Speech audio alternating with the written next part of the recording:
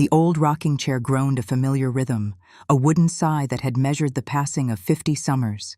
It was the only sound in the room, save for the gentle hum of the refrigerator from the kitchen and the whisper of my own breath. Outside, the world was alive with the cheerful noise of a new generation. Children laughing, a distant lawnmower, the soft thud of a newspaper hitting a neighbor's driveway.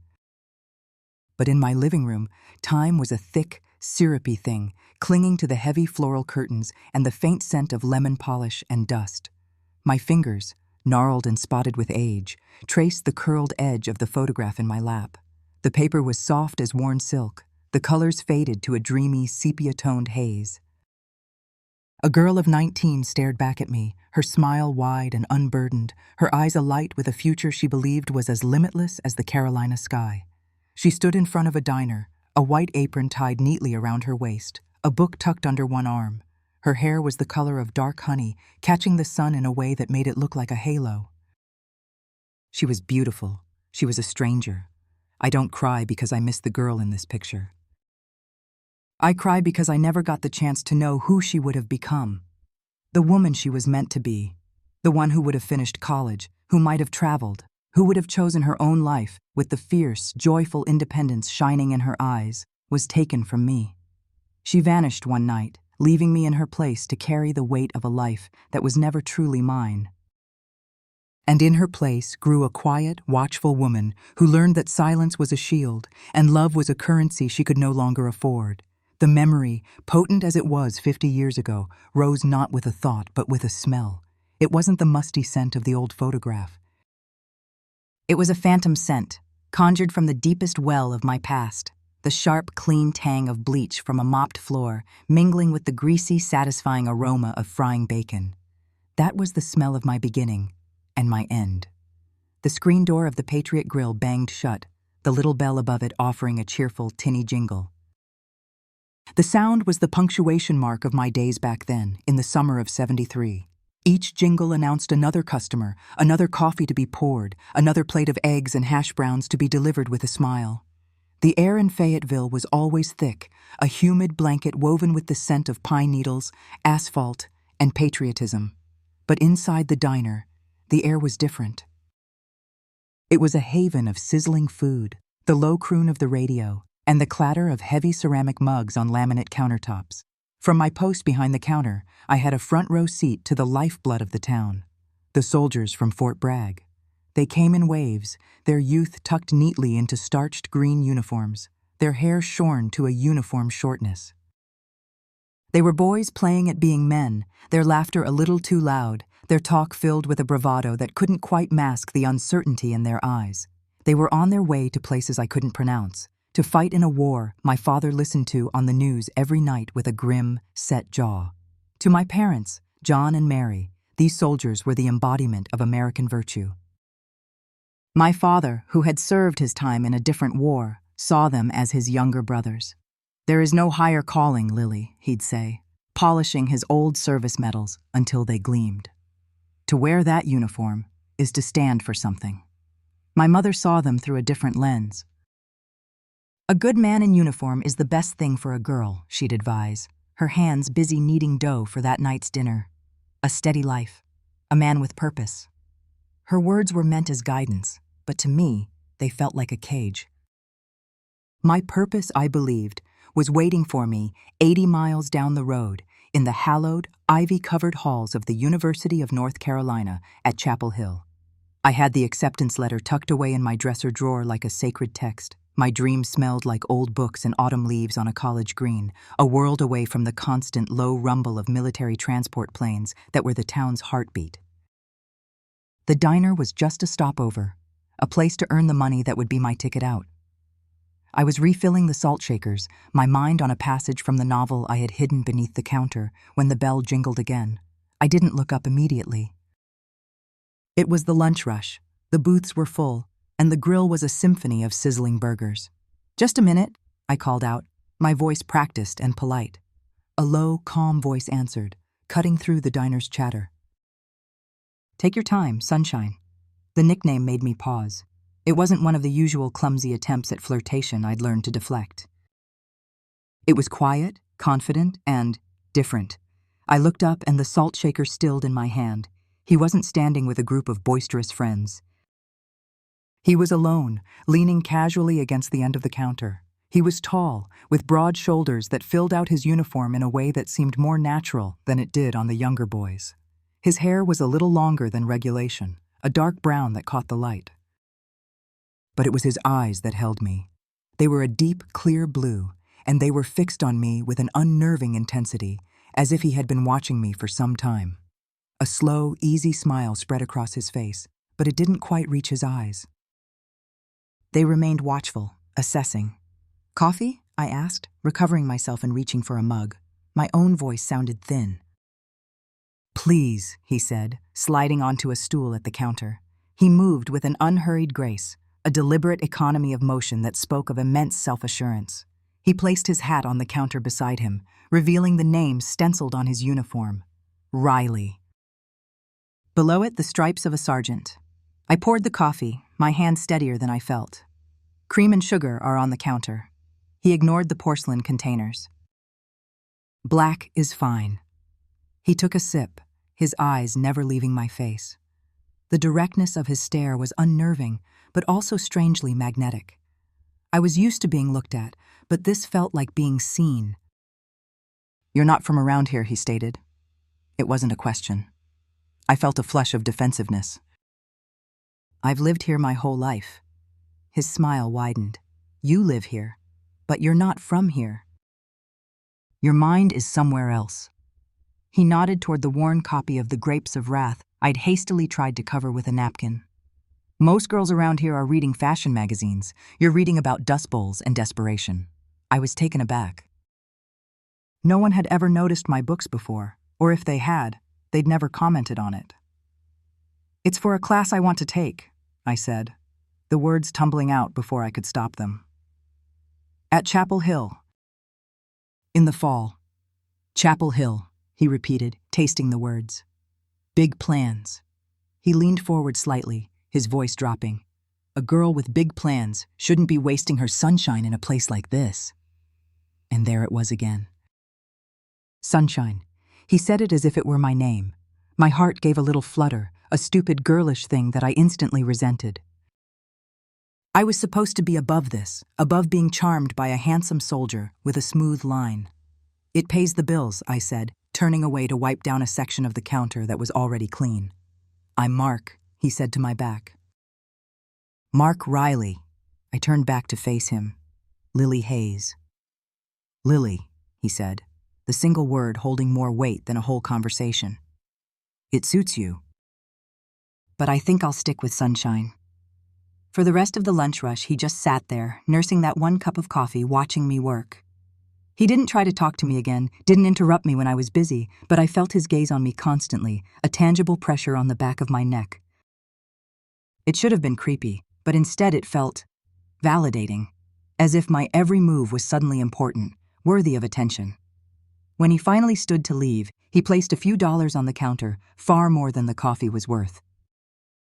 "I'll see you around, Sunshine," he said, and with a final, lingering look, he was gone. The bell jingled its farewell. The diner suddenly felt cavernous and loud without his quiet presence absorbing the space around him. I picked up his mug, my fingers tracing the rim where his lips had been. My cheeks were hot. I looked at the novel under the counter, its story of hardship and hope seeming a little less important than it had an hour ago. My mother's voice echoed in my head. A man with purpose. For the first time, I didn't hear it as a warning. I heard it as a possibility. A dangerous, thrilling possibility that felt as bright and overwhelming as the noon sun. The girl in the photograph, the one who was still me, had just taken her first step toward a future she couldn't possibly imagine, a future that would burn brighter and faster than any star before collapsing into an endless, silent dark. She was smiling, lost in a daydream, completely unaware that the man who had just walked out the door was not a hero. He was a hunter, and he had just found her. He came back the next day. And the day after that. Mark Riley became a fixture at the Patriot Grill, as reliable as the 6 p.m. dinner rush. He'd take the same stool at the counter, order a single cup of black coffee, and watch me. His presence was a quiet hum beneath the diner's usual noise, a magnetic pull that I was constantly, thrillingly aware of. He learned my schedule without asking, and soon my world began to revolve around his. My life, which had once been a straight, clear path toward Chapel Hill, was now a series of orbits around him. A week after he first walked into the diner, he was waiting for me after my shift, leaning against the polished fender of a dark blue Chevy Nova that gleamed under the streetlights. It was a muscle car, powerful and sleek, so different from the practical sedans my father drove. It suited him perfectly. "Your chariot awaits, sunshine," he said, opening the passenger door for me. That first drive was a blur of sensations. The deep rumble of the engine, the cool vinyl of the seat against my legs, the scent of his cologne, something clean and sharp like pine and winter air. He drove with one hand resting casually on the wheel, navigating the dark country roads outside of Fayetteville with an easy confidence. The radio played softly, the soulful sounds of Bill Withers singing about a lovely day, and it felt like the song had been written just for us, for that moment. He didn't talk about the Army, not really. He talked about growing up in Ohio, about the vast, flat fields and the dream of seeing the ocean. He asked me about my favorite books, not just the titles, but what I loved about them. He listened with that same unnerving intensity he'd shown in the diner, making me feel as though my opinions were the most fascinating things he had ever heard. I found myself talking for hours, sharing dreams and silly childhood memories I hadn't spoken of in years. I was so used to being the listener, the quiet girl behind the counter, that the sheer force of his attention was intoxicating. It was like standing in the full glare of the sun after a lifetime in the shade. He brought me home long after my curfew, walking me to the door like a perfect gentleman. When he leaned in to kiss me, it was soft and tentative, a question rather than a demand. My heart hammered against my ribs. In that single, gentle kiss, every doubt I might have had evaporated. Bringing him home to meet my parents was the easiest thing in the world. He walked into our small house and transformed it. He shook my father's hand with a firm grip, looking him straight in the eye. "A pleasure to meet you, sir." "Lily has told me so much about you." He complimented my mother's pot roast with such sincere appreciation that she positively beamed, offering him a second helping before he'd even finished his first. He and my father sat in the living room for hours, talking about duty and honor and the state of the world. Mark spoke with a quiet authority that captivated my dad. He validated all of my father's beliefs about service and sacrifice. I watched them from the doorway, a warm glow spreading through my chest. Mark wasn't just my secret. He was someone my family could be proud of. He fit into my life so perfectly, it felt like he had been created just for me. Our romance became a local fixture. He'd take me to the county fair, his arm slung protectively around my shoulders. He was impossibly good at the Midway games, his aim steady and true, and he'd present me with a giant, fluffy teddy bear with a flourish, making me feel like a queen. We'd go for long walks by the Cape Fear River, his hand holding mine, his presence a solid, comforting weight beside me. He was, in every public way, the dream my mother had described. A good man, a steady man, a man with purpose. But there were moments, small and fleeting as heat lightning on a summer horizon, that gave me pause. They were easy to miss, even easier to explain away. One afternoon at the diner, an old friend from high school, a boy named Tommy who worked at the local hardware store, stopped by my counter. He was sweet and harmless, and he was telling me a funny story about one of our former teachers. I was laughing, my head thrown back, when I felt a sudden chill. I looked over and saw Mark, sitting in our usual booth. He had been waiting for my shift to end. He wasn't looking at me. He was staring at Tommy, and the easy smile was gone from his face. His jaw was tight, and his blue eyes, usually so warm when they looked at me, were as cold and hard as chips of ice. The change was so abrupt it was jarring. Tommy, oblivious, said his goodbyes and left. I walked over to the booth, my own smile feeling stiff on my face. "Who was that?" Mark asked. His voice was flat, devoid of emotion. "Just Tommy Jensen. I went to high school with him." "He looks at you like he wants something," Mark said, his gaze flicking toward the door Tommy had just exited. "Mark, he's just a friend." "He's harmless." "No man is harmless, Lily," he said, his eyes finally meeting mine. The coldness was still there. Especially not a civilian. They don't understand things. They don't understand respect. They don't understand that you're with me now. He framed it as protection, as a deep-seated concern for my honor. I chose to believe him. I stored the memory away in a box labeled his passion, telling myself that his fierce jealousy was just a symptom of his fierce love. The conversations about Chapel Hill began to change too. At first, he'd been supportive, calling it my big plan, but as the summer deepened and we grew closer, his tone shifted. It happened one evening as we sat in his car, parked at a scenic overlook, the lights of Fayetteville twinkling below us like a blanket of fallen stars. I had been talking excitedly about a literature course I wanted to take, the one described in the university brochure. He listened patiently, his thumb stroking the back of my hand. "It sounds nice, sunshine," he said when I finished. His voice was gentle, almost hypnotic. "But why would you need to go all the way there to read a book?" "It's not just about the book," I tried to explain. "It's about the experience, the discussions, learning." "I can discuss books with you," he said, his smile soft and placating. He turned to face me, taking both of my hands in his. "Lily, think about our future, my future. I won't be in Fayetteville forever. I could get stationed in Germany or Korea or anywhere. That's our adventure. A soldier needs an anchor. He needs a home to fight for, a home to come back to. That's the most important job in the world, being that home." He painted a picture for me, a beautiful, vivid portrait of a life of travel and importance, with me at its center. He made my dream of college seem small and selfish in comparison. He wasn't forbidding me from going. He was merely offering me a better, grander dream, a shared dream. Our dream. And slowly, insidiously, I began to believe him.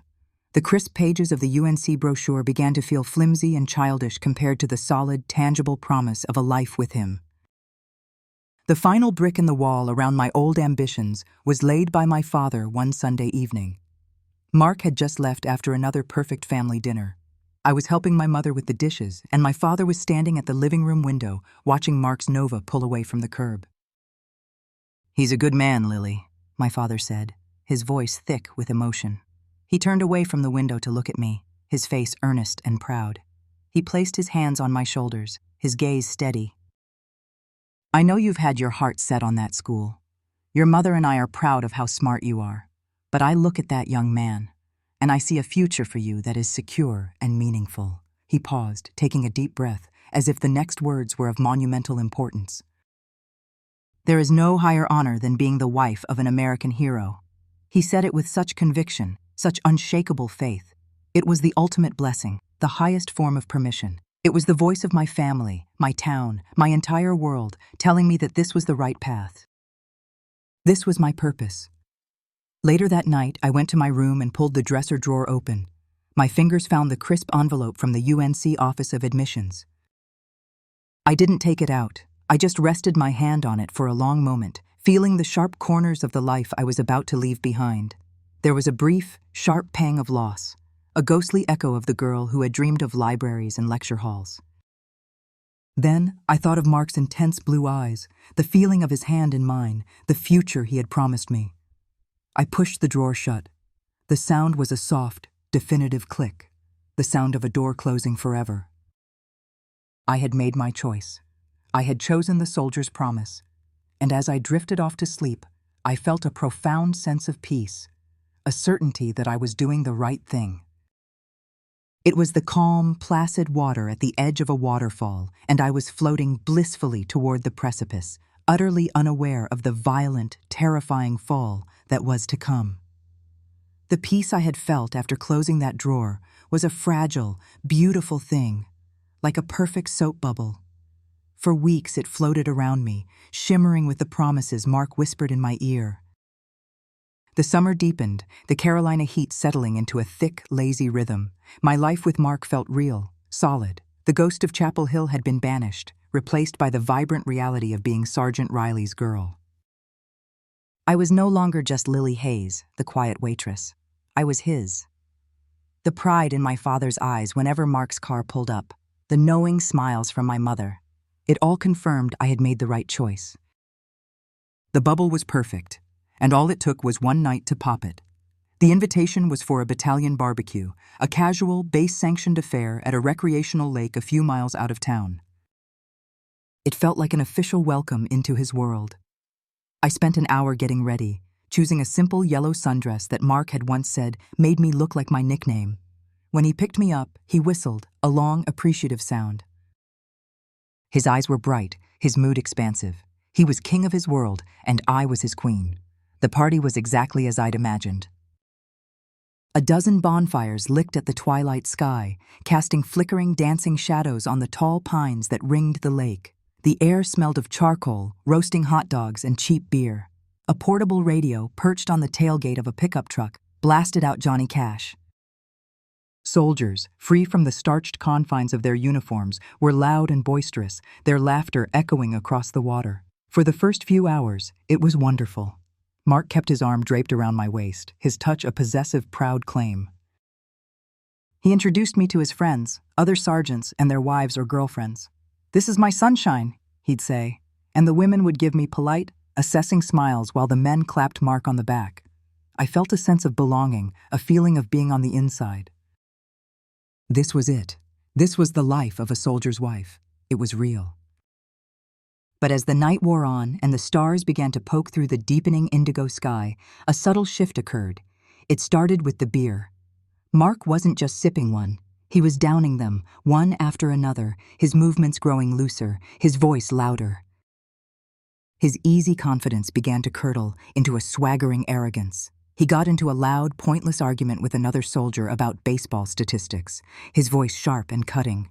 I saw a flicker of the coldness I'd seen once before in the diner, but this time it was directed at one of his own. I tried to tug him away to calm him down, but he just shook me off with a laugh.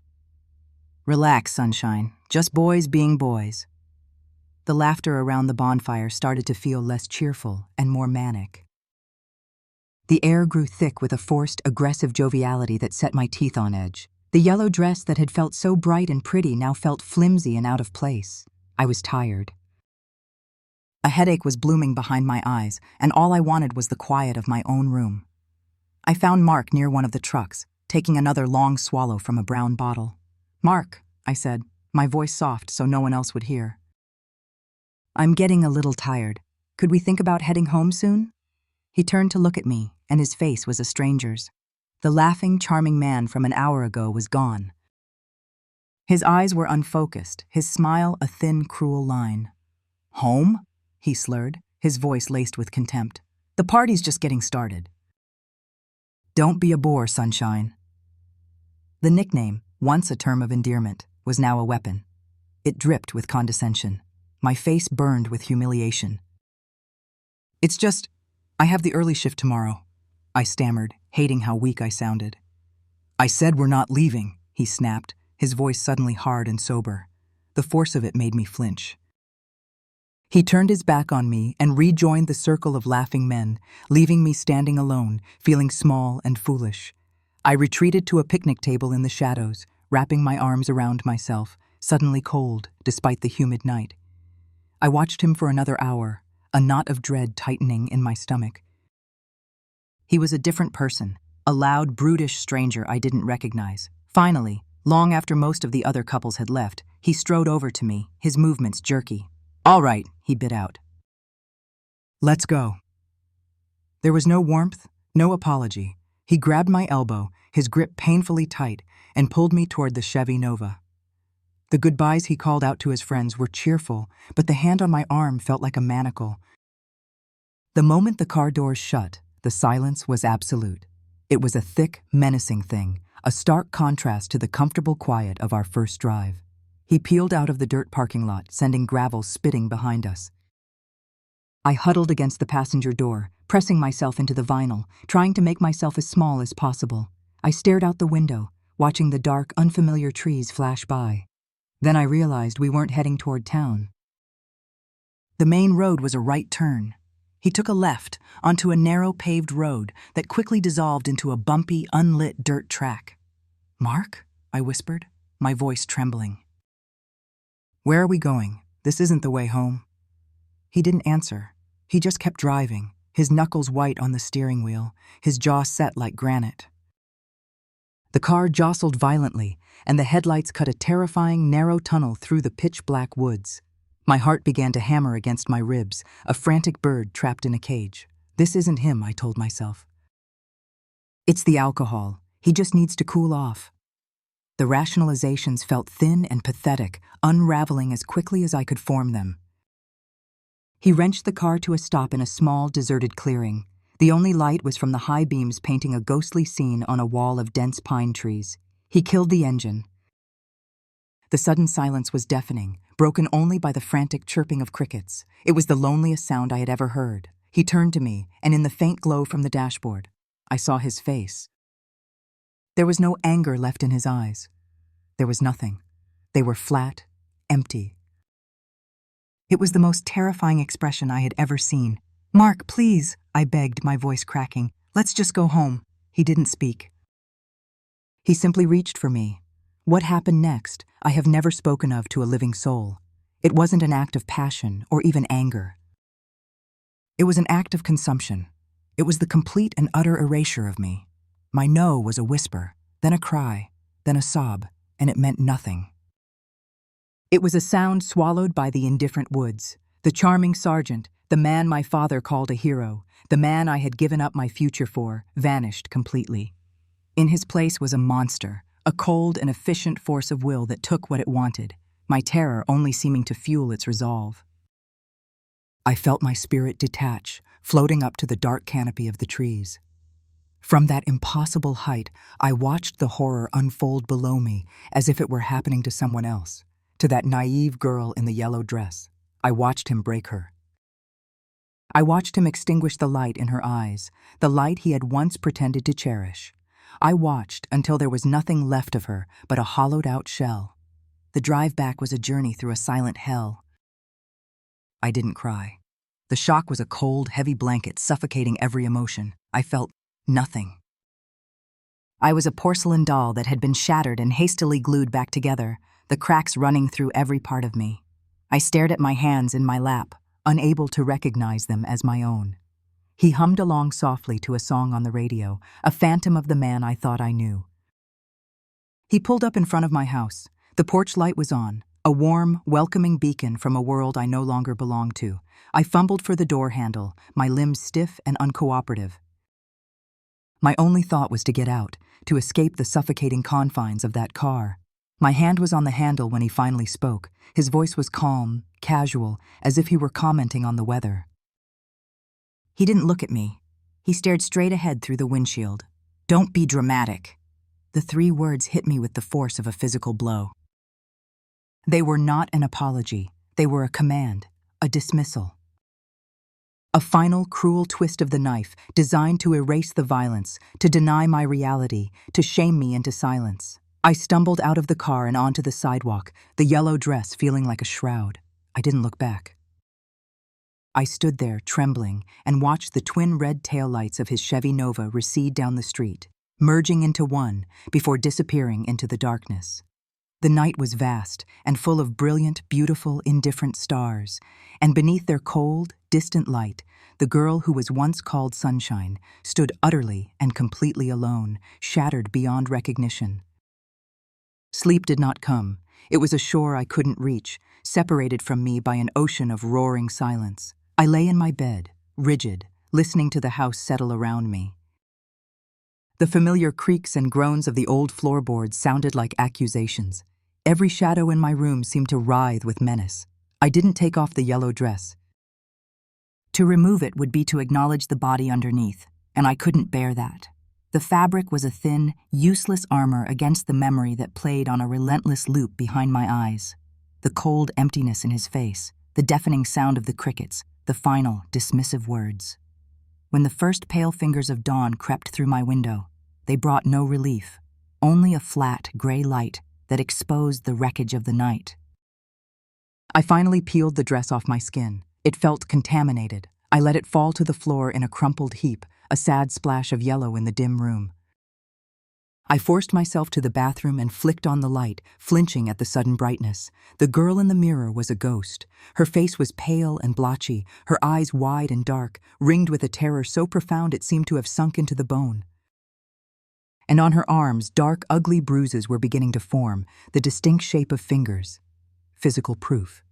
It wasn't a nightmare. It had happened. A tremor of rage, cold and pure, shot through the fog of my shock. It wasn't a hot, cleansing anger, but a deep, seismic shudder of violation. The system my father revered, the United States Army, was built on order and justice. It had rules. It had a code of conduct. Sergeant Mark Riley had broken those rules. He had broken me, but he was just one man.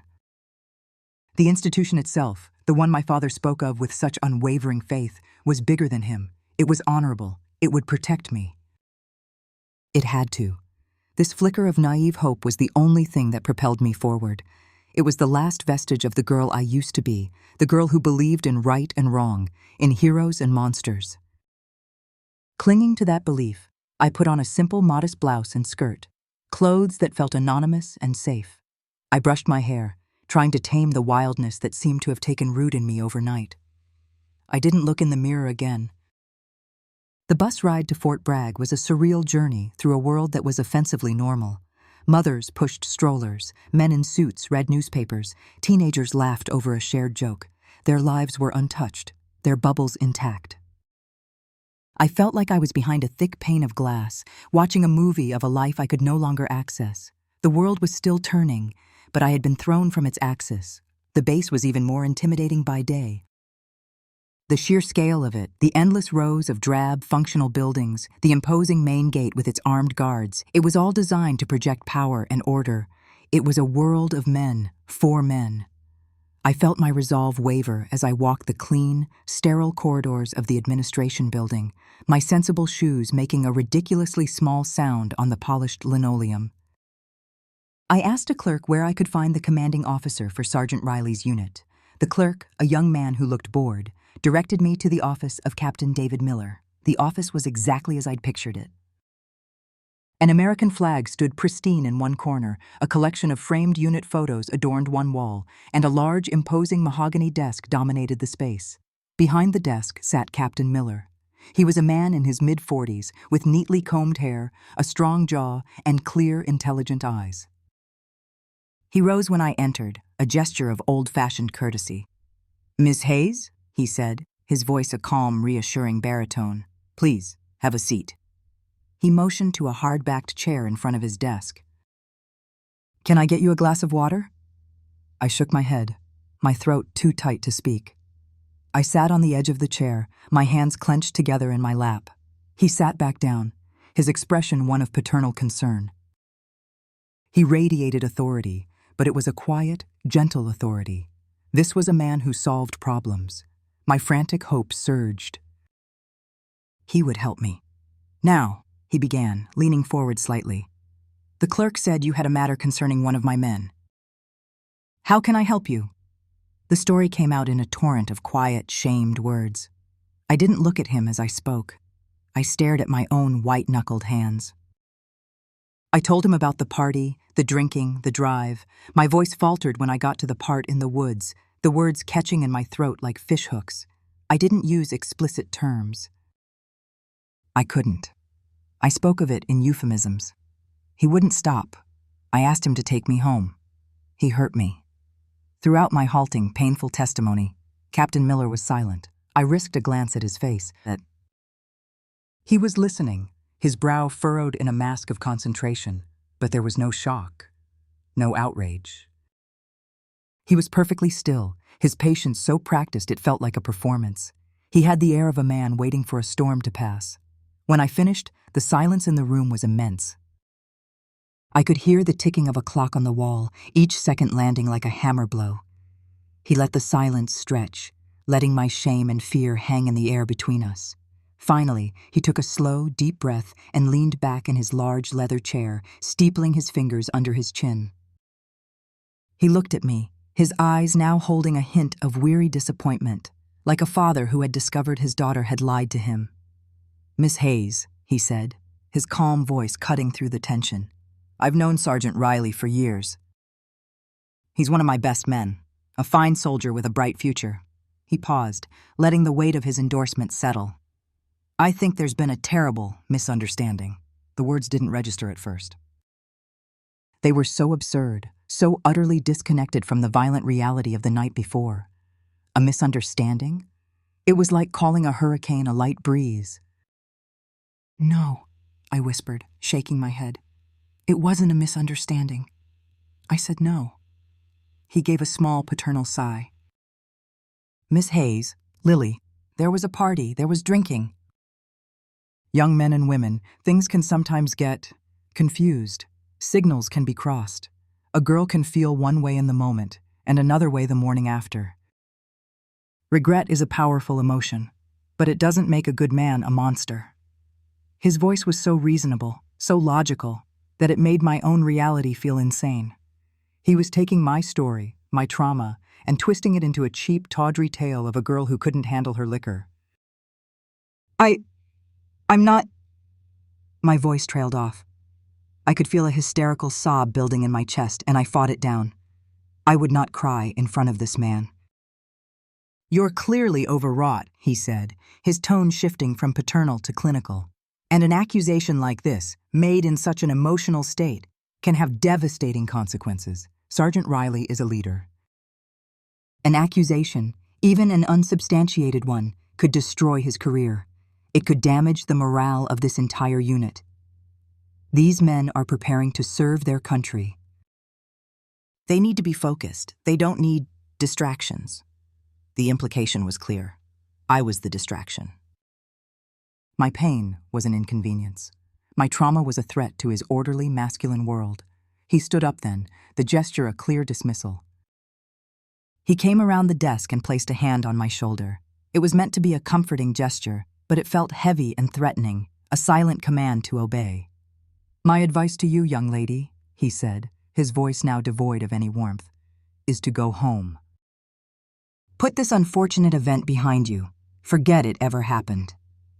He guided me to the door and opened it for me. I stumbled out into the hallway, my legs shaking.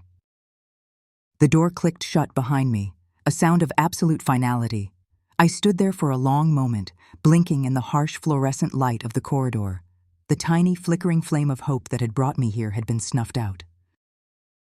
It wasn't just Mark who had violated me. It was Captain Miller. It was the uniform he wore. It was the entire institution my father had taught me to worship. They hadn't protected me. They had protected one of their own. They had looked at my pain, my bruises, my shattered spirit, and they had labeled it a misunderstanding. I walked out of that building and into the bright, indifferent sunshine. My father's words about honor echoed in my mind, now a hollow, mocking joke. I was utterly, completely alone. Mark had broken my body, but Captain Miller had broken my faith in the world. He had taken my truth and buried it, and in doing so, he had sentenced me to a lifetime of silence.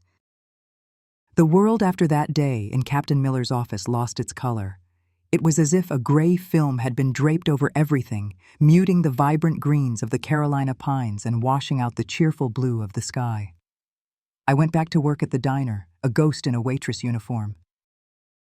I moved through my shifts in a dissociated fog, my body performing the familiar tasks of pouring coffee and taking orders, while my mind floated in a numb, silent space. My smile was a mask I put on with my apron, and I took it off the moment I walked out the door. My parents knew something was wrong. They saw the hollowness in my eyes, the way I flinched at loud noises, the untouched food on my dinner plate. But they didn't ask. My mother would hover, her face a knot of worry, while my father would retreat behind his newspaper, the silence between us thick with things unsaid. They were hoping, I think, that whatever darkness had befallen me would simply fade with time, like a bad dream. They didn't understand that I was no longer dreaming. I was living in the nightmare. Then, weeks after the night at the lake, my body began to betray me in a new and terrifying way. It started with a metallic taste in my mouth and a roiling nausea that ambushed me every morning, sending me rushing to the bathroom to retch up nothing. Food I once loved now smelled repulsive. I was tired, a deep, bone-wearying exhaustion that sleep couldn't fix. I tried to ignore it, to blame it on the stress, on the trauma. But when my monthly cycle, usually as predictable as the tides, failed to arrive, a cold, sickening dread began to crystallize in the pit of my stomach. The possibility was so horrific, I couldn't even form the word in my own mind. It was a secret wrapped in a nightmare, a consequence I couldn't bear to face. One afternoon, I drove to a pharmacy in a town 20 miles away, a place where no one knew my name. With trembling hands, I bought a small, clinical-looking box. Back in the privacy of my locked bathroom, I followed the instructions with the detached precision of a scientist conducting an experiment on a stranger. I set the plastic stick on the edge of the sink and waited, not daring to breathe.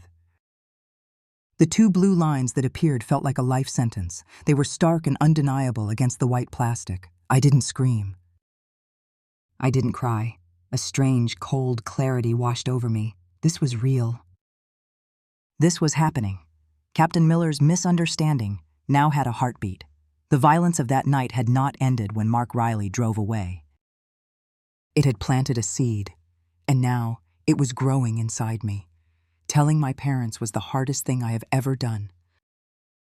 I waited until after dinner one night, the air thick with the stilted, awkward silence that had become our new normal. My father was in his armchair, pretending to read the paper. My mother was knitting, the rhythmic click of her needles the only sound in the room. "Mom, Dad." My voice was a thin, reedy whisper.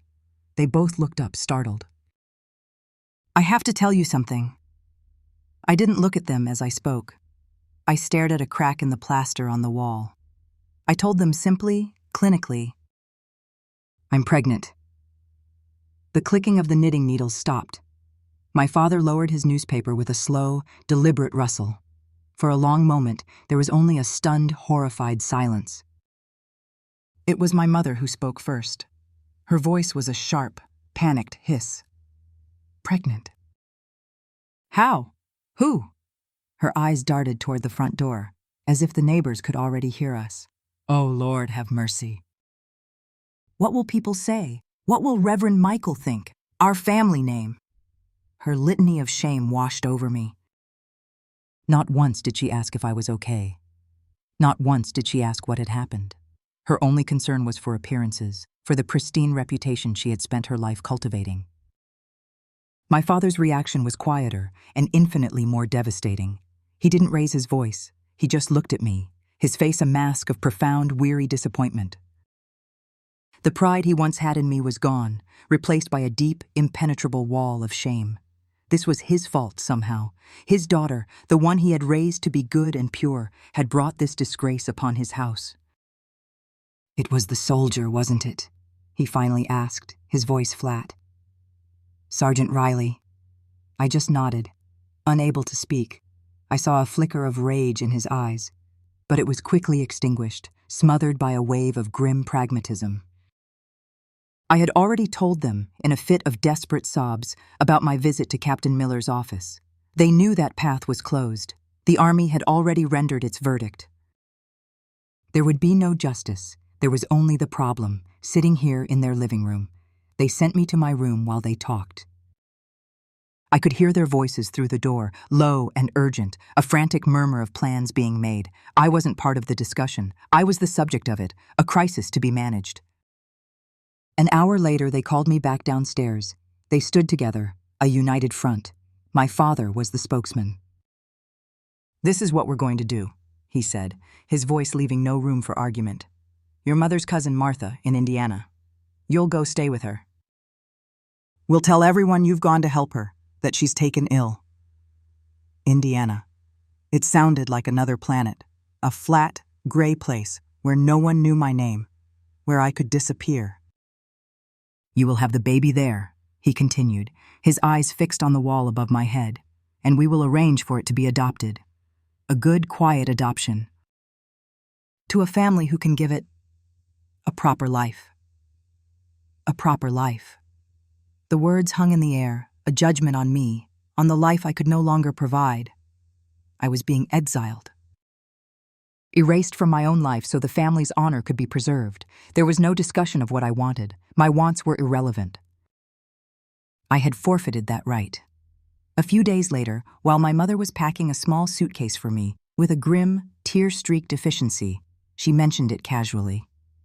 "Heard from Marianne down the street that Sergeant Riley's unit got their orders. Shipped out yesterday, Germany, I think she said. He was gone, just like that. Sent off to a grand European adventure, his career intact, his slate wiped clean by a loyal commander. He would never know. He would never have to face the consequences of his actions. He had left his toxic seed to grow in my body, and I was the one being sent into exile to deal with it. The injustice of it was a physical weight, so heavy I thought my knees would buckle. The morning I left was gray and overcast, the sky a perfect mirror of my soul. The car ride to the bus station was silent. My mother pressed a wad of cash into my hand. "You be good now," she whispered, her voice choked with tears that felt more for herself than for me. "Don't cause your cousin any trouble." My father didn't say a word. He just stood by the car, his face a stony mask, refusing to meet my eyes. He couldn't even look at me. I climbed the steps of the bus and found a seat by a grimy window. I didn't look back. I couldn't bear to see their faces one last time.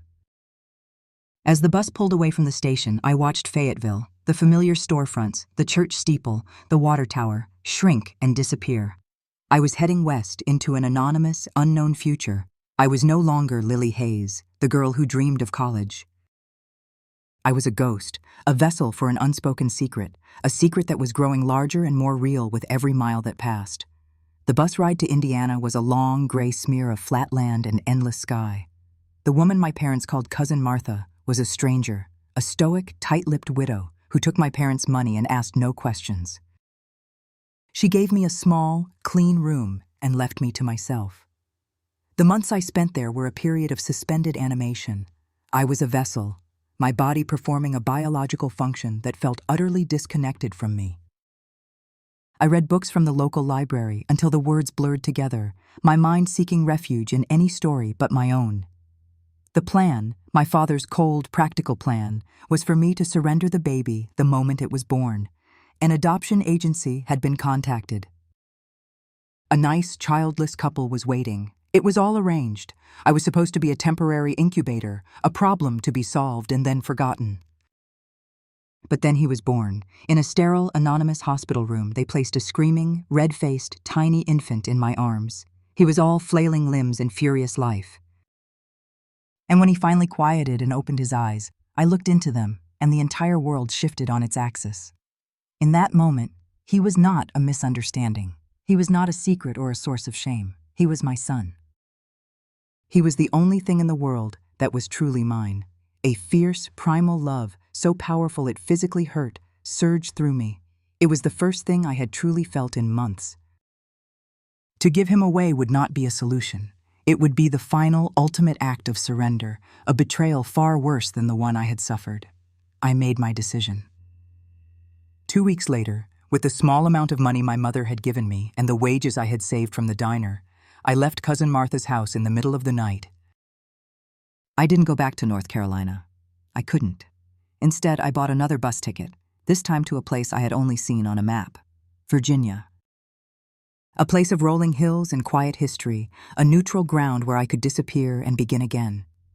Years passed, not in a rush, but in the slow, deliberate rhythm of seasons turning. The world moved on from the war, from the 70s, but I remained suspended in my own quiet pocket of time. I settled in a small, unremarkable town nestled in the foothills of the Blue Ridge Mountains. It was a town of quiet streets, old brick buildings, and a single, blinking traffic light. It was the perfect place to be invisible.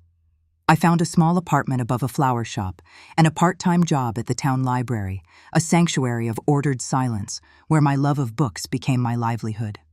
I never married. I never dated. I became Ms. Hayes, the quiet librarian, a woman with no past. My life had one singular, brilliant purpose, Daniel. My son grew from a tiny infant into a bright, curious boy with a mop of dark brown hair and eyes that held a startling, deep intelligence. He was my sun, my moon, my entire universe. Our life was small, but it was ours. It was built on a foundation of quiet routine, walking to school in the morning, the smell of old paper and dust in the library in the afternoon, reading stories aloud in our small, cozy living room before bed. He was a happy child, full of questions and laughter, and his joy was the balm that soothed the raw, hidden wounds of my past. But he was also a ghost. He was a living, breathing, constant reminder of a night I had tried to burn from my memory. Sometimes, the resemblance was so fleeting it was like a trick of the light. A certain stubborn set of his jaw when he was concentrating on a drawing, the way he'd gesture with his hand when telling an excited story, and sometimes it was a physical blow. When he was 8, playing baseball in the park, he turned to grin at me from across the field, and the sun hit his eyes, turning them the exact shade of clear, piercing blue I remembered from a diner stool 50 years ago. My breath caught in my throat. For a horrifying second, it wasn't my son I saw, but his father. I had to clench my fists and force myself to breathe, to separate the monster from the miracle. I loved my son with a ferocity that bordered on painful, but his existence was inextricably tied to the man who had created him in an act of brutal indifference. This was my secret torment, the duality I lived with every single day. I adored the boy, but I was haunted by the ghost he carried in his DNA. In a small town, a woman with no husband and no story is a subject of quiet, endless speculation. I was an enigma. The other mothers at the school playground were polite, but their kindness was always edged with a probing curiosity. "It must be so hard doing it all on your own," they'd say, their eyes searching for a clue. "Does Daniel's father live far away?" "He's not in the picture," I would reply, my voice flat and pleasant, offering a wall they could not scale. They whispered, of course. I would feel their gazes on my back in the grocery store. I would walk into the post office, and the low hum of conversation would dip for a moment. Was I a widow, a divorcee, or something more scandalous? They could never know the truth was far darker than anything their imaginations could conjure. Their speculation didn't bother me. I welcomed the distance. My solitude was a fortress I had carefully constructed over years, brick by brick. Inside its walls, Daniel and I were safe. The outside world, with its questions and judgments, could not touch us. My life was not one of happiness, not in the way other people understood it. It was a life of survival, of quiet endurance. I was a ghost haunting the edges of my own existence, my entire being dedicated to one mission, to be a mother. To give my son a life of love and stability, a life untouched by the violence of his conception. My past was a locked room, and my son, the innocent, unknowing boy I adored, was the only thing that mattered now. I would keep the door to that room locked forever to protect him. The years folded into one another, soft and quiet as the turning pages of a book. Daniel grew. The small boy who held my hand as we crossed the street became a lanky teenager who towered over me, his voice cracking and then settling into a low, steady baritone that was an unnerving echo of a voice I had locked away in the deepest recesses of my memory. Pride and a quiet, creeping fear warred within me as I watched him transform. The features that had been a faint, ghostly resemblance in the child were now coming into sharp, undeniable focus in the young man. The ghost was no longer a whisper. It was becoming flesh and blood. The world I had built for us, our small, safe fortress of two, began to feel the pressure from the outside. It came in the form of school assignments, like the family tree project in 8th grade that I helped him fill out, leaving the paternal side a stark, empty branch. I saw the look on his face as he compared his project to those of his friends, theirs full of grandfathers and uncles, a dense forest of names and stories. Mine was a single, lonely trunk. It came in the casual conversations he had about his friends' lives. He'd come home and talk about learning to drive with his friend Sam's dad, or how Mr. Henderson had helped his son Matt fix his bicycle. These were small, everyday moments of fatherhood, and their absence in Daniel's life was a silence that grew louder with each passing year. He never complained, but I saw the yearning in his eyes, the quiet contemplation of the void where a father should be. He began to grow more withdrawn, spending more time in his room with the door closed. A new, fragile distance was growing between us, and I was terrified to bridge it because I knew the question that lay at its heart. The question came on a Tuesday night in late autumn. He was 16, We were in the kitchen, the comfortable silence that usually accompanied our dinner, now feeling strained and heavy. Daniel wasn't eating. He was just pushing the food around his plate with his fork.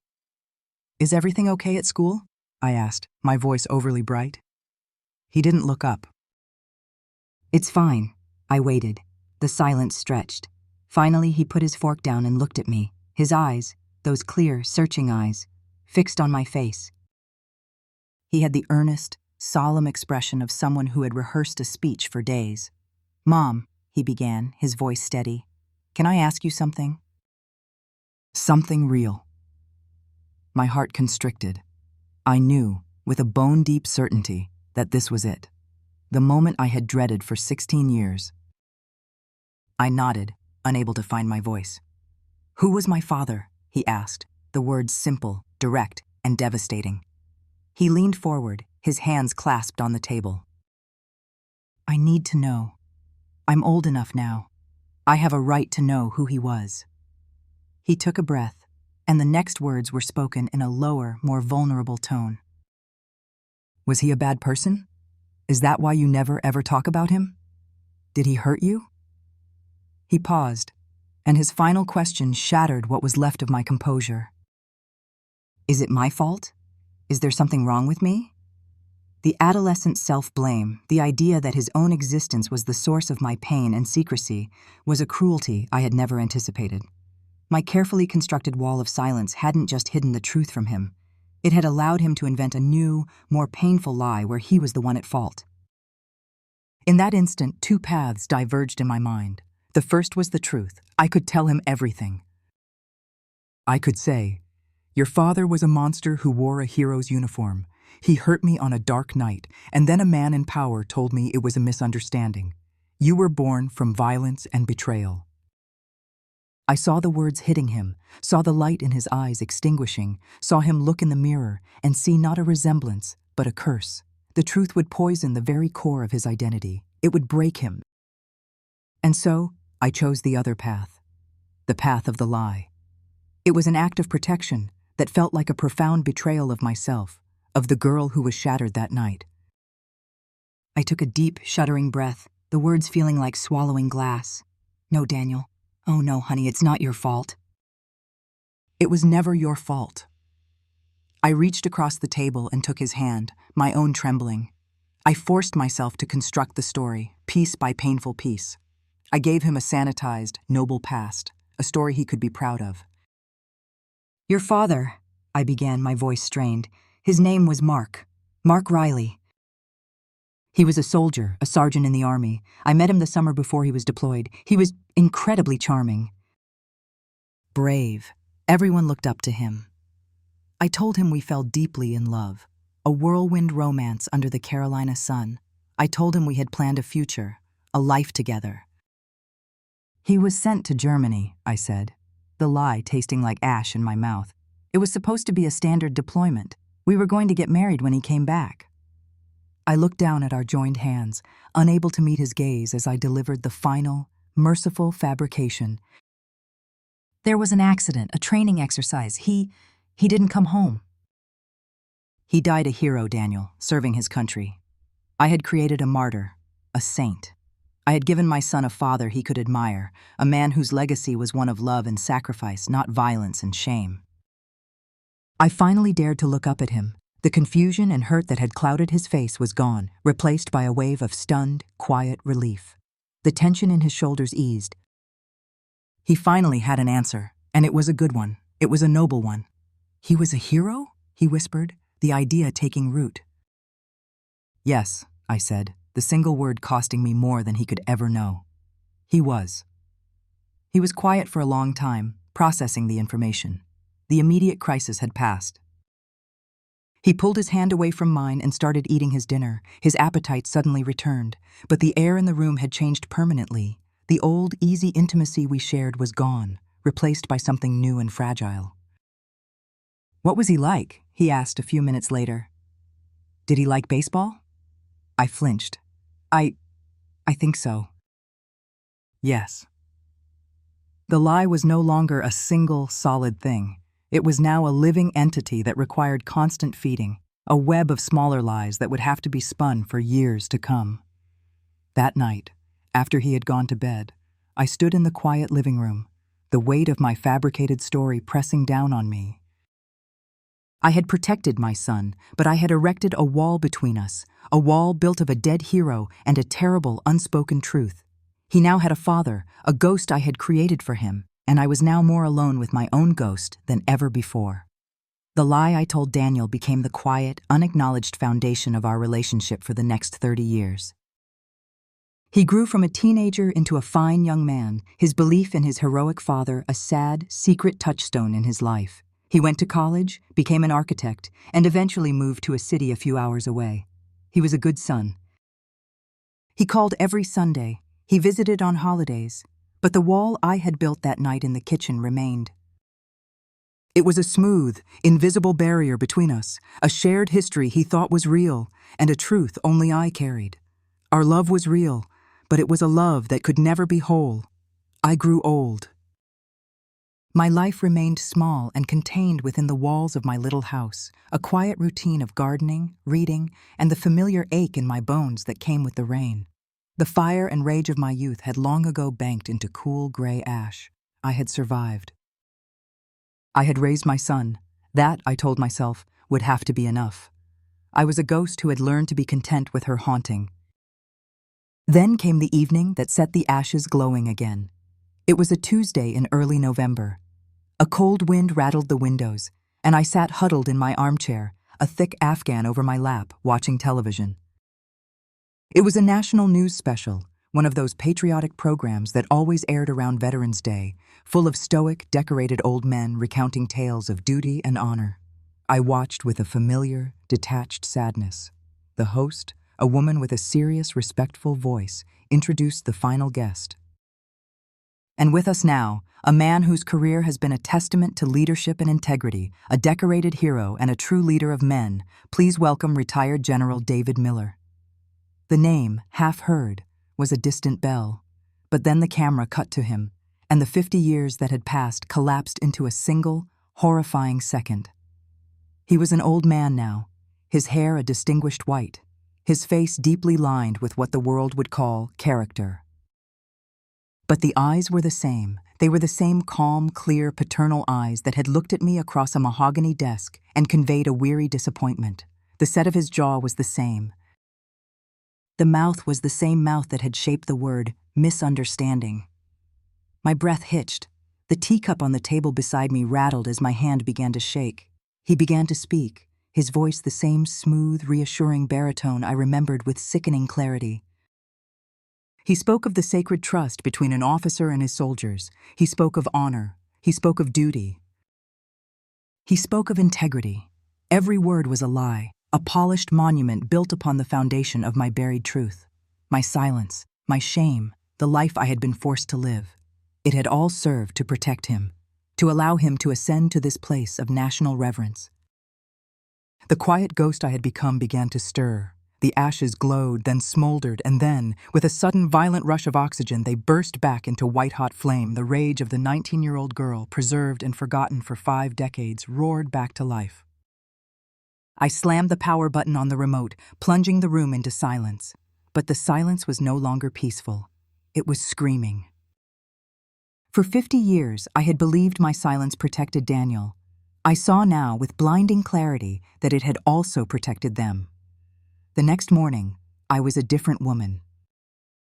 The frail, quiet widow who lived on Oak Street was gone. In her place was a woman with a mission. I walked to the public library, my steps firm, my purpose a cold, hard stone in my chest. This place, once my sanctuary of quiet escape, was now my armory. I sat down at a public computer, my fingers stiff with arthritis, fumbling on the keyboard. I typed the name into the search bar, General David Miller. The internet, a marvel I still barely understood, delivered his life to me in seconds. A celebrated career, glowing biographies, photos of him shaking hands with presidents, board memberships for prestigious charities. He was an American icon, a pillar of virtue. Untouchable. My fingers trembled, but not with fear, with fury. I opened a new tab. I typed the other name, the name I had not allowed myself to even think for half a century. Mark Riley, I added, Fort Bragg, U.S. Army. The search results flickered onto the screen. I scanned past military records and historical articles, and then I saw it, a link to a high-end real estate firm in a wealthy suburb of Charlotte. Riley Properties, building your future. My heart hammered against my ribs. I clicked the link. The website was glossy and professional. And on the About Us page, there he was. He was older, of course. His dark hair was thinning and gray at the temples. His face was heavier, flushed with the easy living of the rich. But it was him. The confident smirk was the same. The cold eyes were the same. I read his corporate biography. It lauded him as a visionary entrepreneur, a community leader, and a devoted family man. And below the text was a photograph. Mark Riley, his arm wrapped around a smiling, perfectly coiffed woman, his wife.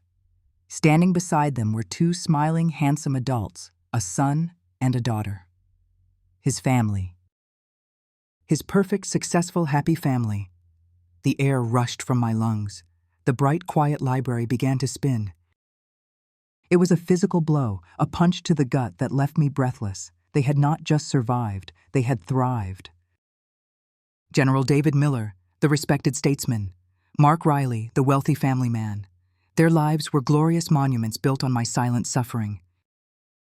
My exile, my whispered about status as a single mother, my son's belief in a heroic dead father, it was all the dark, ugly secret that had fueled their ascent.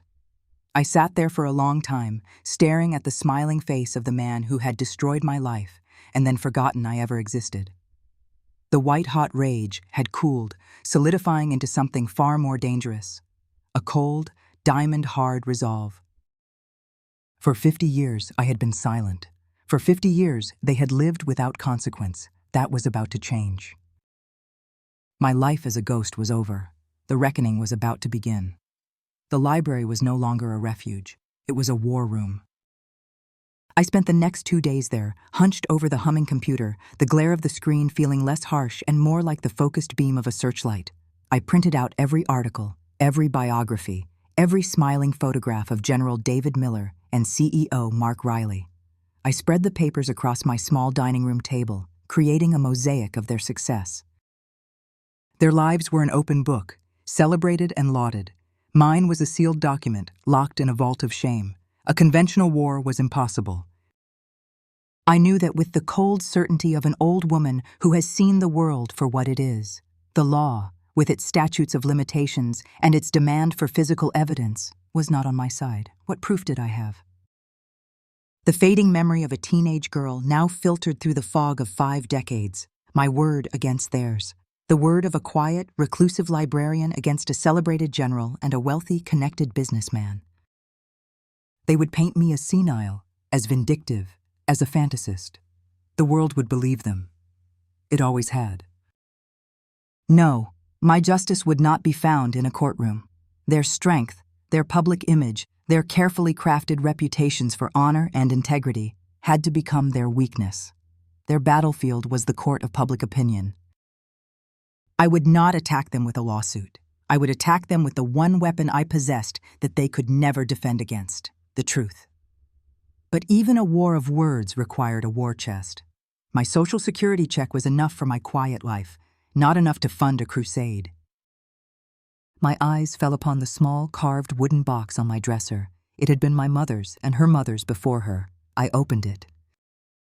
Inside, nestled on worn velvet, were the few trinkets of a long life, a pair of pearl earrings, a silver ring grown too tight for my gnarled fingers, and at the very bottom, a small heart-shaped gold locket. It had been a gift from my grandmother for my 16th birthday. She was a woman of quiet strength and unconditional love, a woman who had seen the best in me even when I couldn't see it myself. I pried it open with my thumbnail. Inside were 2 tiny, faded photographs, my mother and father, young and smiling on their wedding day, their faces full of a hope I had once shared. The locket was the last remnant of that untainted time, a symbol of the love and legitimacy that had been stolen from me. The next day, I sold it. The man at the jewelry shop, a kind man with gentle eyes, handled it with reverence. "A beautiful piece of history," he said, weighing it in his palm. He gave me a fair price. I folded the cash, more money than I had held at one time in years, and placed it carefully in my purse. I felt a sharp pang of loss, a final severing from the girl I was supposed to be. But it was a necessary sacrifice. I was trading the memory of my past for the possibility of a future where the truth mattered. Back at the library, I didn't search for criminal lawyers. My search terms were different now. Reputation management lawyer, libel and slander attorney, public relations crisis law firm. The results were a world away from the yellow pages I remembered. They were glossy websites with aggressive modern names. One stood out. It was a boutique firm headed by a single attorney, Chen Strategy Law. The tagline under her name read, "Your truth is our weapon." The photograph on the site was of a young Asian woman, probably in her early 30s. Her name was Jessica Chen. She had sharp, intelligent eyes and a confident, no-nonsense expression. She was everything Miller and Riley were not. Young, female, modern. She was a new kind of soldier for a new kind of war. I called the number from a payphone, my heart beating a steady, determined rhythm. A crisp voice answered. "Chen Strategy. I would like to speak with Miss Da." "Chen," I said, my voice firmer than I expected. "May I ask what this is regarding?" "It's a personal matter," I said. "It concerns two very prominent men." "It's a story that is 50 years old, but has never been told. It is not about money. It is about the truth." There was a pause on the other end of the line. I could hear the faint sound of typing. "Hold, please." A minute later, a new voice came on the line. It was sharp, clear, and radiated an impatient energy. "This is Jessica Chen." I took a breath. "Ms. Chen, my name is Lily Hayes." Our first meeting took place 2 days later. Her office was in a sleek glass and steel building downtown. It was a minimalist space, all white walls, chrome, and modern art. There was no flag, no heavy mahogany desk. There was only a glass table and 2 chairs. It was a world away from the suffocating, wood-paneled power of Captain Miller's office. Jessica Chen was even more formidable in person. She was dressed in an impeccably tailored suit, her demeanor professional and slightly skeptical. She listened as I laid out the condensed, factual version of my story, my voice calm and even. I did not cry. I did not allow my voice to tremble. I presented the events of 1.9.7.3, not as a personal tragedy, but as a series of facts that had led to the present day. I finished by showing her the printed-out profiles of General Miller and Mark Riley. She studied the papers, her expression unreadable. "Mrs. Hayes," she said finally, her tone analytical. "This was 50 years ago. There's no physical evidence, no witnesses who will talk. From a legal standpoint, this case is impossible." "I know," I said, meeting her gaze directly. "I am not here to file a lawsuit." She leaned back, intrigued. "Then why are you here?" "What is it you want?" I leaned forward, my hands flat on the cool glass of the table. I let the quiet fire that had been smoldering for 5 decades burn in my eyes. "I don't want their money, Ms. Chen. I have enough to live on," I said, my voice low and steady. "I want to destroy their reputations. They are built on a lie, and that lie consumed my life. They are celebrated as men of honor and integrity, and that honor is a fiction they created over my silence. I want to take it back. I want the world to see them for what they are." Jessica stared at me, her sharp, analytical eyes searching my face. The skepticism was gone, replaced by a dawning fascination. A slow smile, sharp and dangerous, touched the corners of her lips. She saw it, not an old woman's grudge, but a story of epic injustice. David versus 2 Goliaths. It was a case that could make a reputation, not just break one. She leaned forward, her eyes glinting with a fierce intelligence. The huntress in her had been awakened. "Mrs. Hayes," she said, her voice now a conspiratorial whisper, "tell me everything. From the very beginning, and don't leave out a single detail." I poured out my story in the sterile quiet of Jessica Chen's office. For the first time in 50 years, I spoke the truth, the whole, ugly, unvarnished truth. I spoke of the yellow dress, the sound of the crickets, the coldness in Mark's eyes, the dismissive weight of Captain Miller's hand on my shoulder. I spoke of the shame, the exile in Indiana, and the lie I had fed my son for his entire life. When I finished, I was hollowed out, but for the first time, I felt a sliver of light in the emptiness. I had shared the burden. Jessica listened without interruption, her pen scratching furiously across a legal pad. My pain, my life's trauma, became a series of bullet points, facts, and timelines. When I was done, she didn't offer sympathy. She offered a strategy. "Okay," she said, her voice sharp and focused. She stood and walked to a large whiteboard on the wall. "Here's the battlefield." She drew 2 columns. At the top of one, she wrote, "Riley." At the top of the other, "Miller." Riley committed the act, but Miller is the foundation. His story is that he's a man of integrity. His entire career, his entire public persona, is built on the idea that he was a protector of his men and the Army's values. He's the weak link. "He seems untouchable," I said, looking at the printout of the celebrated general. "Everyone has a crack in their armor," Jessica countered, tapping the whiteboard with her marker.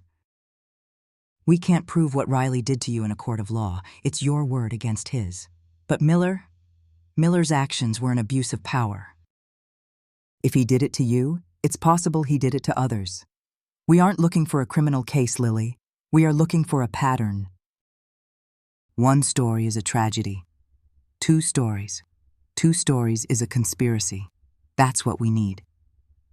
For the next week, Jessica's office became our command center. She was a digital archaeologist, excavating the past through the internet's vast, tangled archives. She dived into the deep web of memory, sifting through obscure online forums for veterans, Facebook groups for military families stationed at Fort Bragg in the early 70s, and digital archives of old base newsletters. It was a tedious, soul-crushing search for a needle in a continent-sized haystack. Thousands of posts, thousands of names, thousands of faded photographs of smiling young people who had no idea what their futures held. I sat with her for hours, my own memory serving as her guide. I'd look at old photographs of the base, identifying a building, a NCO club, a picnic area. "The party was at Mott Lake," I'd say, and she'd narrow her search terms. Each small detail I provided helped her sift the digital dust. Days went by with nothing but dead ends. The hope that had ignited in her office began to flicker. Maybe I was the only one. Maybe my story was just a solitary horror, an anomaly. It was late on a Thursday afternoon when she found it. My eyes were tired from staring at the screen, but Jessica's were as sharp as ever. "Wait a minute," she whispered, leaning closer to her monitor. It wasn't a smoking gun. It was a ghost of a whisper on a long-dead message board from the early 2000s, a forum for people who had been stationed at Fort Bragg. A woman had posted a simple, melancholic question. Username, LEV or date, 2004. Post, this is a long shot. I was at Bragg from 72-74. Does anyone remember a Sergeant Mark Riley in the 82nd Airborne? Or his CO, a Captain David Miller? Just thinking about old times. There were no public replies. The post was an echo in an empty room, but it was there, the 2 names together. Jessica's fingers flew across the keyboard. She was a master of her craft, using digital breadcrumbs to trace a 15-year-old username to other social media profiles. Within an hour, she had a possible match, an Eleanor Vance living in Portland, Oregon. "This is delicate," Jessica said, her expression serious. She spent another hour crafting a careful, non-threatening message. She sent it from a generic research account she maintained for such purposes. "Dear Mrs. Vance, my name is Jessica Chen. I am a historical researcher working on a project about the experiences of women on domestic military bases during the Vietnam era. I came across an old forum post of yours and was hoping you might be willing to share some of your memories of that time." We waited. An entire day passed. I was convinced it was another dead end. Then, an email notification pinged. It was from Eleanor Vance. She was hesitant, but she agreed to a phone call. The next afternoon, we sat in Jessica's office, the speakerphone a black, ominous box on the glass table between us. I was to remain silent. My heart hammered against my ribs as Jessica dialed the number. A woman's voice, softened by age but still clear, answered. "Hello?" Jessica was brilliant. She was warm, engaging, and patient. She spoke to Eleanor for 20 minutes about the weather in Oregon, about the generalities of life on the base, about the music and the culture of the time. She built a rapport, earned her trust. Then she gently steered the conversation. "In your post, you mentioned a Sergeant Mark Riley." There was a pause on the other end of the line. The air in the office grew thick. "Yes," Eleanor said, her voice suddenly guarded. "I remember him." "What do you remember?" Jessica asked, her own voice a soft encouragement.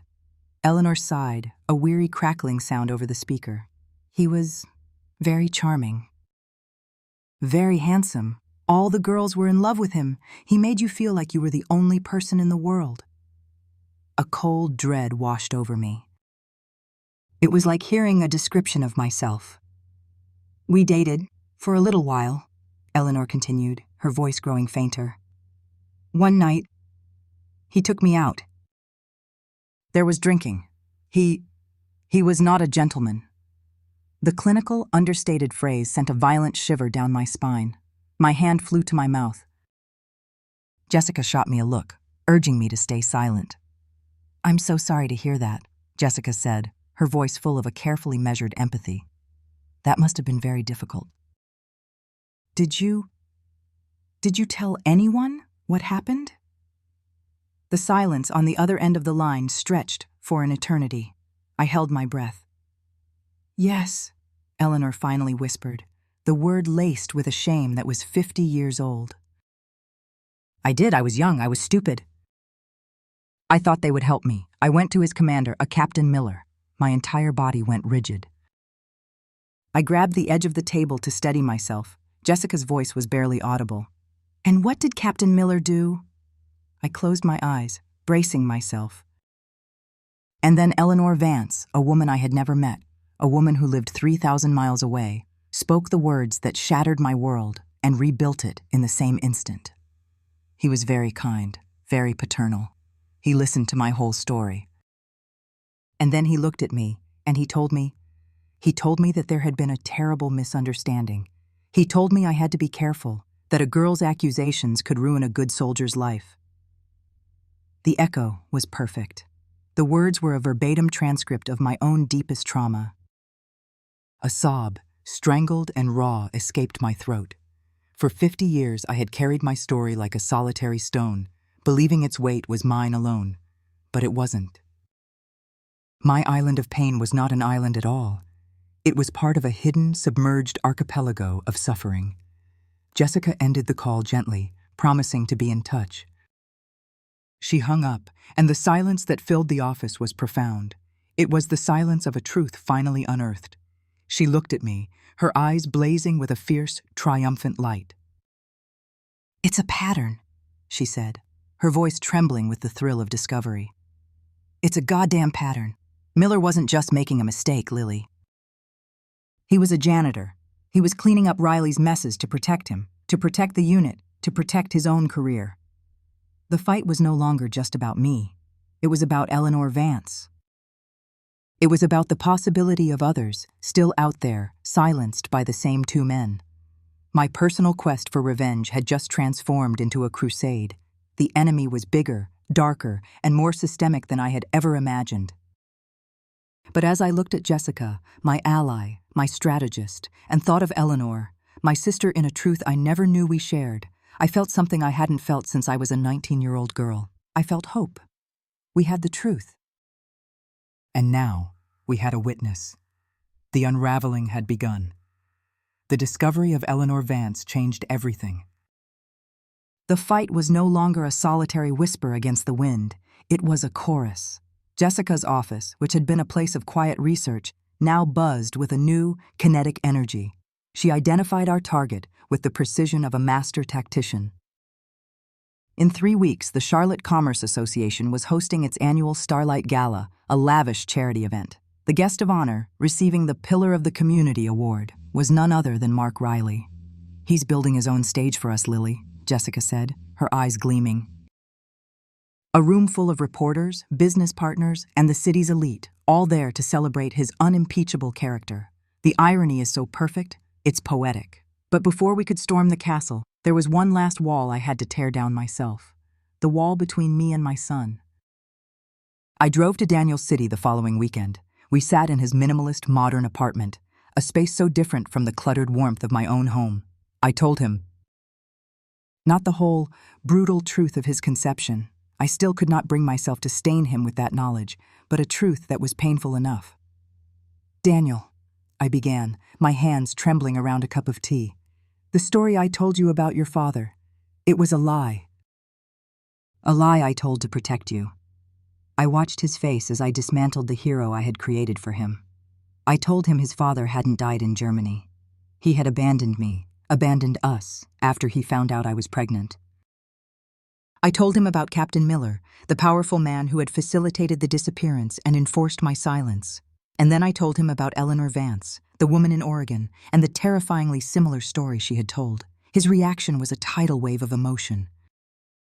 First, confusion. Then, a flash of anger at the lie. It was quickly followed by a deep, aching hurt for the mother who had carried this burden alone for his entire life. The wall between us didn't just crumble. It was obliterated in a flood of shared pain. "And you're going to confront him?" he asked, his voice thick. "We are," I said softly. "Jessica has a plan." He looked at me, his eyes, Mark Riley's eyes, filled with a new, fierce loyalty. "Okay, Mom," he said, reaching across the table to take my hand. "Okay. I'm with you." The night of the Starlight Gala was a dizzying assault on the senses. The hotel ballroom was a cavern of glittering crystal chandeliers and the clinking of champagne glasses. The air was thick with expensive perfume and the low hum of powerful people making powerful conversation. I, in my simple, dark blue dress, the most expensive thing I had bought in 30 years, felt like a ghost from another world. But I was not afraid. Daniel stood beside me, his hand a solid, reassuring weight on the small of my back.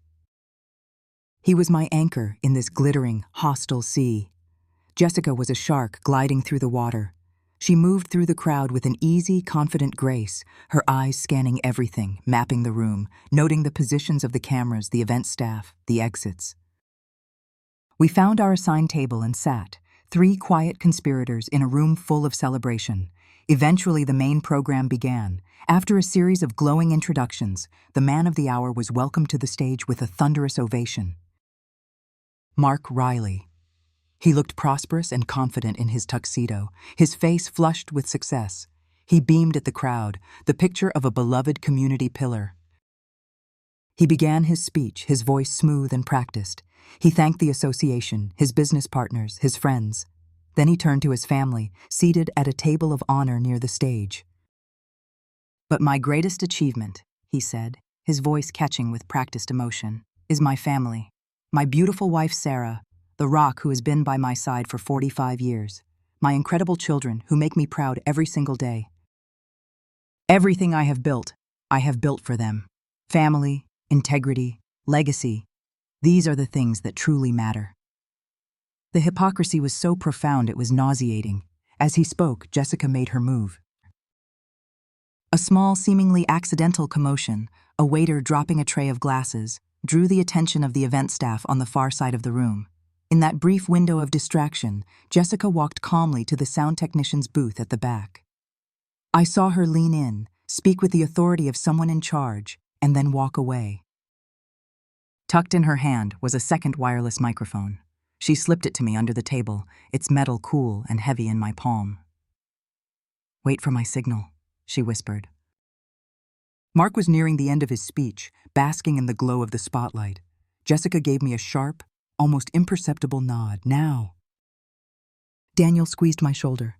I stood up and began to walk. It was the longest walk of my life. The red carpet felt like a mile of hot coals. The faces in the crowd turned to watch me, their expressions a mixture of curiosity and annoyance at the interruption. I ignored them. My eyes were fixed on one person, I walked steadily, calmly, toward the stage, the heavy microphone a talisman in my hand. Mark faltered, his practiced speech stuttering as he saw the old woman approaching. A murmur rippled through the ballroom. I stopped about 20 feet from the stage, directly in his line of sight. I waited for him to finish a sentence, for a single moment of silence. Then I raised the microphone to my lips and pressed the button. My voice, amplified and clear, cut through the cavernous room. It did not shake. "Mr. Riley." He froze, his mouth slightly agape. The entire room fell silent. "You probably don't recognize me," I said, my voice steady. "My name is Lily Hayes. We met once, a long time ago." "In Fayetteville." I let the name of the town hang in the air. I saw a flicker of confusion, of a mind frantically searching its distant archives. I gave him a key to unlock the memory. "You called me Sunshine." The color drained from his face. The confident, celebrated man on the stage vanished, replaced in an instant by a cornered, terrified ghost. His eyes widened in dawning horror. He knew. I took a breath and delivered the final blow, my voice ringing with the weight of 50 years of suppressed truth. "You told me not to be dramatic," I said, my voice breaking just slightly, but with strength, not weakness. "For 50 years I wasn't, but I have a son, and every day of his life, when I look at him, I see your eyes looking back at me." A collective gasp went through the room. Into the stunned, absolute silence, Daniel walked forward from our table and came to stand beside me. He didn't say a word. He simply put his arm around my shoulder, his gaze fixed on the man on the stage. His presence, his face, his eyes, he was the living, breathing evidence, the irrefutable truth. Chaos erupted. The room exploded in a cacophony of shouts, gasps, and the frantic flashing of hundreds of cell phone cameras. I saw the face of Mark Riley's wife crumble in devastation. Security guards began rushing toward us. But we didn't run. Jessica was there, a calm, commanding presence, guiding us toward the exit. We walked, not as frightened fugitives, but as victors leaving a battlefield. We pushed through the ballroom doors and into the cool, quiet night air, leaving the smoking ruins of Mark Riley's perfect life behind us. The first stone had been thrown, and it had shattered a monument of lies. The drive back from the gala was silent, but it was a silence thick with the aftershock of a detonation. The adrenaline of the confrontation slowly seeped away, leaving behind a strange, hollowed-out calm. Daniel drove, one hand on the wheel, the other resting near the gearshift, a quiet sentinel in the dark. I watched the city lights blur past the window, each one a distant star in a galaxy that finally felt real again. My part was done. I had spoken the truth into a microphone, and now the truth was loose in the world, a wild thing I no longer had to control. Jessica, however, was not calm. In the passenger seat, the glow of her smartphone illuminated her face, her expression a mask of intense, focused energy. Her thumbs flew across the screen, sending a flurry of pre-written emails and text messages. "The video from the ballroom is already on Twitter," she said, her voice sharp with excitement. "Phase 2 begins now." By the time Daniel and I arrived back at my small, quiet house, the firestorm had already begun. The initial reports were frantic and confused. Shaky cell phone footage was everywhere. "Mystery Woman accuses honoree Mark Riley at Starlight Gala," screamed one headline. "Chaos erupts as Sunshine confronts Charlotte CEO," read another. It was a scandal, a viral moment of high society drama. But Jessica didn't let it stay that way. As the world was obsessing over the shocking spectacle, she executed her masterstroke. She gave an exclusive, off-the-record briefing to a Pulitzer Prize-winning investigative journalist from a major national newspaper, a woman known for her tenacious and meticulous work. Jessica didn't just give her the video, she gave her the context, she gave her the pattern, she gave her the name, Eleanor Vance of Portland, Oregon. The next morning, the narrative shifted. The story was no longer just about a bizarre interruption at a gala. The journalist's first article was published online, and it was a bombshell. The headline was stark and damning. A pattern of misunderstanding. 2 women, 2 decades. Same story of assault and alleged military cover-up. The article laid out my story and Eleanor's side by side. It detailed the chillingly similar accounts. The charming sergeant, The violent assault, and the subsequent dismissal by a Captain David Miller, who had told both of us that our trauma was a misunderstanding. For the first time, Mark Riley and David Miller were named in the same sentence, their fates inextricably linked. The fallout was swift and brutal. We watched it unfold on the 24-hour news cycle from the safety of my living room. News vans, like vultures, descended upon Mark Riley's palatial estate and the gleaming glass tower of his corporate headquarters. Every time he was spotted, a swarm of reporters would engulf him, shouting questions he refused to answer. His empire, built on a carefully cultivated image of trust and family values, began to crumble. His company's stock plummeted. His board of directors called an emergency meeting and announced he was taking an indefinite leave of absence. Major investment partners issued cold corporate statements severing all ties. The news even reported that his wife, the smiling woman from the gala, had moved out of their home. The perfect family was a ruin. The pillar of the community was now a pariah. But the true target, the foundation of the entire rotten structure, was General David Miller. The story of a predatory soldier was a tragedy. The story of a powerful commander enabling him was a systemic failure that resonated all the way to the top. The press, smelling blood, turned their full attention on the celebrated general. They ambushed him as he was leaving a meeting in Washington, D.C. The footage was raw and damning. The calm, paternal statesman was gone, replaced by a cornered, furious old man. "General Miller, did you cover up assaults at Fort Bragg?" a reporter shouted. "General, did you tell Lily Hayes her experience was a misunderstanding? What do you have to say to Eleanor Vance? These are baseless, slanderous imaginings from troubled individuals." He snarled into the microphones before his aides could hustle him into a car. But his denial was weak, his anger a confession. His refusal to address the specific, identical claims of two separate women was more damning than any admission. His fall was as swift as Riley's. A prestigious military university announced it was indefinitely postponing his scheduled commencement address. A veterans' charity quietly removed his name from their board of directors. The talk shows that had once lauded him as a hero now hosted panels of experts dissecting his role in the cover-up. His name, once synonymous with honor, was now forever stained, asterisked with footnotes of abuse, power, and deceit. His legacy was shattered. Daniel and I watched it all. He would make me tea, his presence a quiet, constant comfort. I didn't feel a thrill of victory. There was no joy in watching these men's lives burn. Instead, what I felt was a profound, bone-deep sense of release. It was like a great, heavy weight I had been carrying on my back for 50 years had finally been set down. The silence had been broken. The truth, my truth, was finally being seen. The revenge was complete. It wasn't found in a courtroom verdict or a prison sentence. It was in the simple, powerful act of speaking a truth that had been silenced for half a century. It was in the destruction of two reputations that had been built upon that silence. The Titans had fallen, brought down not by an army, but by the persistent, undeniable whisper of a ghost who had finally found her voice. The storm passed.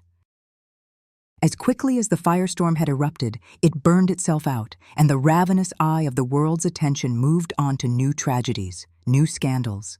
The names, Riley and Miller, faded from the headlines, relegated to the digital archives of their own disgrace.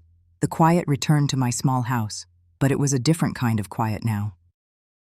It was not the heavy, suffocating silence of a buried secret, but the clean, light-filled silence of an empty room after a fever has broken.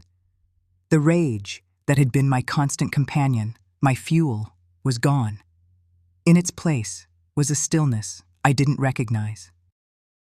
A week after the news cycle had fallen silent, Jessica arranged one last phone call. She connected me with Eleanor Vance in Oregon. We spoke for only a few minutes, two old women with voices crackling over the line, separated by a continent, but united by a shared, 50-year-old wound.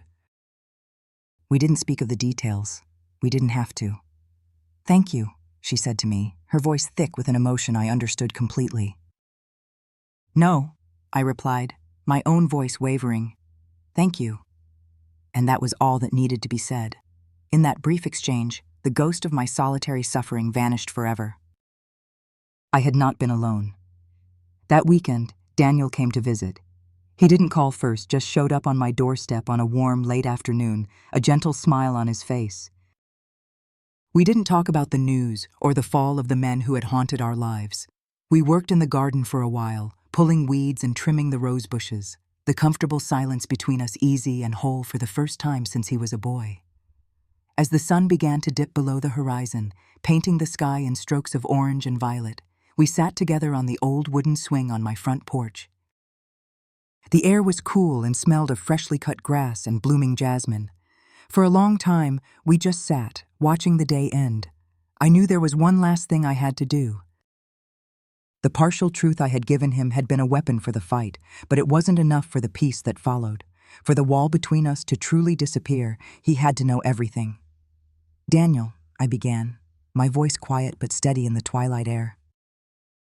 "There's more to the story I told you, the part I was still trying to protect you from." And so I told him. I looked out at the fading light, not at his face, and I finally gave voice to the ugliest, most hidden piece of the truth. I told him about the violence of his conception, about the absolute absence of consent, about the terror and the soul-deep violation that I had carried alone. I explained that the lie I had told him about a heroic father wasn't for me.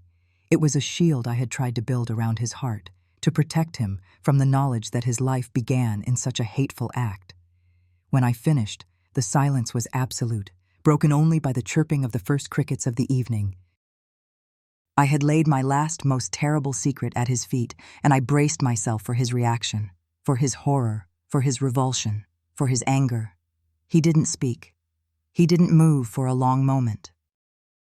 Then, slowly, he reached out and took my small, wrinkled hand in his own. His grip was firm, warm, and full of a love so profound, so unconditional, that it filled all the broken places inside me. He didn't need words. His touch said everything. It said, "You are my mother." It said, "None of that changes who you are." It said, "I love you." We sat there, hand in hand, as the last sliver of the sun vanished and the sky deepened to a soft, velvety purple. A single tear, hot and heavy, escaped my eye and traced a slow path down my wrinkled cheek. It wasn't a tear of sadness for the life I had lost, or of anger for the men who had taken it. It was a tear of release, the final letting go of a burden I had carried for a lifetime. I thought of the girl in the photograph, the smiling 19-year-old with the limitless future. Her life was gone forever. I could not get her back. But I had finally honored her. I had spoken her truth aloud. I had given her justice. I was no longer a ghost, haunting the edges of my own life. I was no longer a victim, defined by what was done to me. I was Lily Hayes, a survivor. A mother. An old woman sitting on her porch at twilight, holding her son's hand, finally at peace.